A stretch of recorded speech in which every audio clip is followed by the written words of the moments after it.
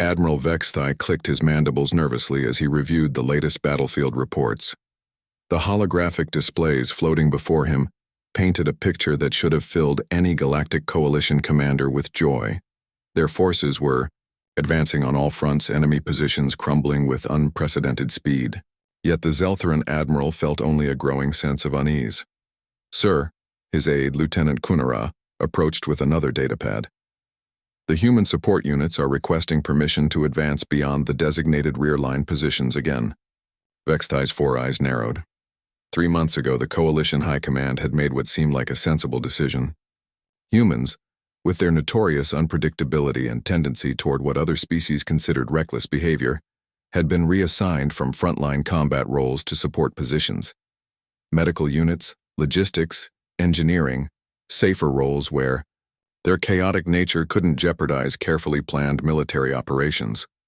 The war against the hegemony had been dragging on for 7 years.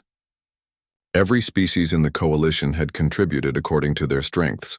The methodical Vorthak served as heavy infantry, the precise Keldon operated artillery, the swift Nimari handled reconnaissance.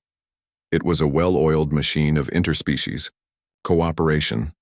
But humans were the wild card that kept throwing perfectly calculated strategies into disarray.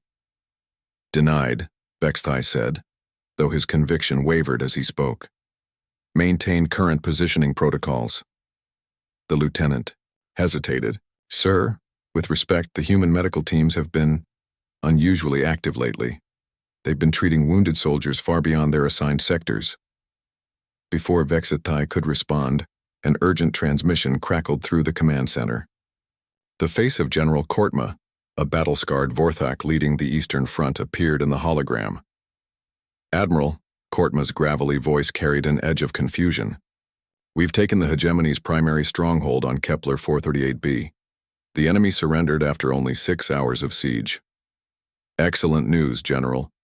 Your tactical precision continues to—" "That's just it, sir. We didn't breach their defenses. We didn't even fire a shot."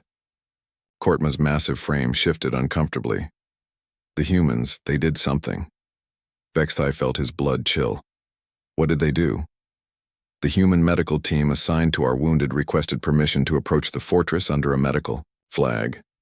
They claimed they detected massive casualties inside from orbital bombardment damage. When I refused, they—" Kortma paused. "They went anyway." "They violated direct orders?" "6 humans, sir. 6 medics with basic equipment walked across no man's land straight to the fortress gates. The hegemony forces could have vaporized them instantly." The general's voice dropped. "Instead, they opened the gates." Admiral Vexthai stood slowly from his command chair. Across the bridge, other officers had stopped their tasks to listen. 30 minutes later, Kortma continued, the fortress commander was requesting terms of surrender. Not to us, to the humans. He specifically asked to speak with the healers who showed mercy to his dying soldiers.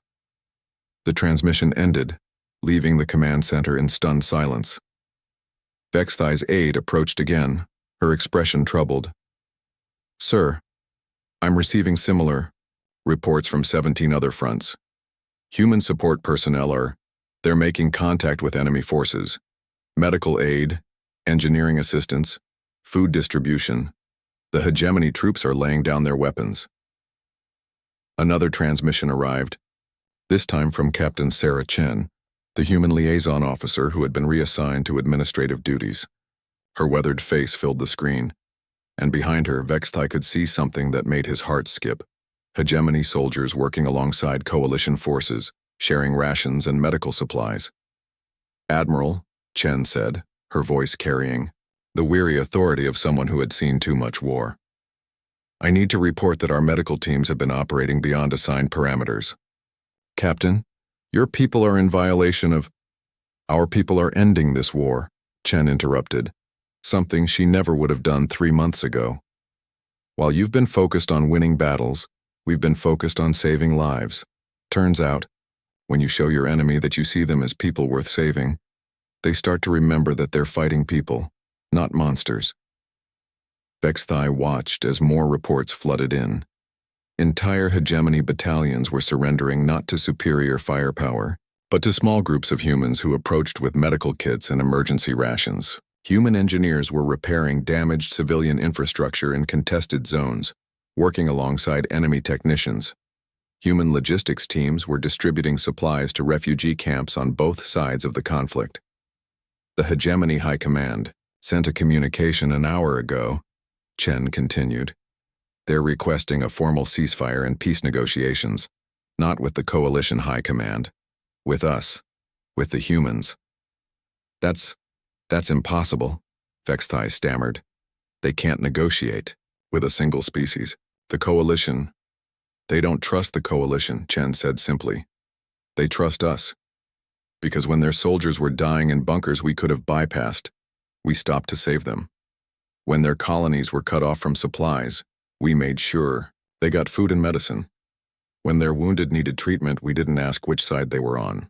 Admiral Vexthai stared at the tactical displays showing coalition forces advancing across dozens of worlds, but now he understood what he was really seeing. This wasn't a military victory. It was something far more complex and profound. Captain, he said quietly, what do your people need from us? Chen's expression softened slightly. Stay out of our way, Admiral. And maybe start thinking about what kind of galaxy we want to build after this war ends. As the transmission closed, Vexthai realized that the Coalition had tried to remove chaos from their war machine, only to discover that sometimes chaos was exactly what the universe needed. The humans hadn't been banned from the front line. They had created an entirely new kind of front, one where victory looked like former enemies working together to heal a broken galaxy. The war was ending faster than anyone had feared, and perhaps faster than anyone had dared to hope.